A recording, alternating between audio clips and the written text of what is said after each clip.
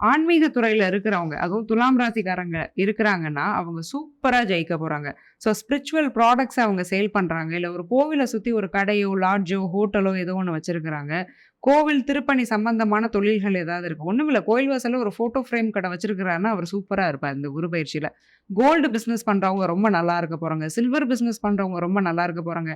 Teaching ஃபீல்ட்ல இருக்கிறவங்க நல்லா இருக்க போறாங்க. ரைஹி, ஹீலர்ஸ், கவுன்சிலர்ஸ் இதெல்லாம் பிசினஸா எடுத்து பண்ணிட்டு இருக்காங்க. செல்ஃப் எம்ப்ளாய்டா இருக்கிறாங்கன்னா, அந்த ஃபீல்டுல துலாம் ராசிக்காரங்க தான் உச்சத்துல இருப்பாங்க. ஸோ அந்த அளவுக்கு இந்த குரு பயிற்சி அப்படிங்கிறது, ஒரு பெரிய இடத்துக்கு இவங்களெல்லாம் எடுத்துட்டு போகும்போது, ஆயுர்வேதம், ஆர்கானிக்கான விஷயங்கள் இதெல்லாம் வச்சு பிசினஸ் பண்றவங்களுக்கும் ஒரு சூப்பர் டூப்பர் சக்சஸ் அப்படிங்கிறத இந்த குரு குடுக்க போறாரு. ஆனா கண்டிப்பா இவங்க எல்லாருமே கடன் வாங்குவாங்க. எல்லாரும் சக்சஸா இருப்பாங்க. யாராலயும் கடன் இல்லாமலும் இருக்க முடியாது. ஸோ அந்த சக்சஸையும், கடனையும் இவங்க கரெக்ட்டா பேலன்ஸ் பண்ணும் பட்சத்துல, இந்த குரு பயிற்சிங்கிறது துலாம் ராசிக்காரங்களுக்கு தொழில்ல ஒரு பெரிய அபரிவிதமான வெற்றிய குடுக்க போது.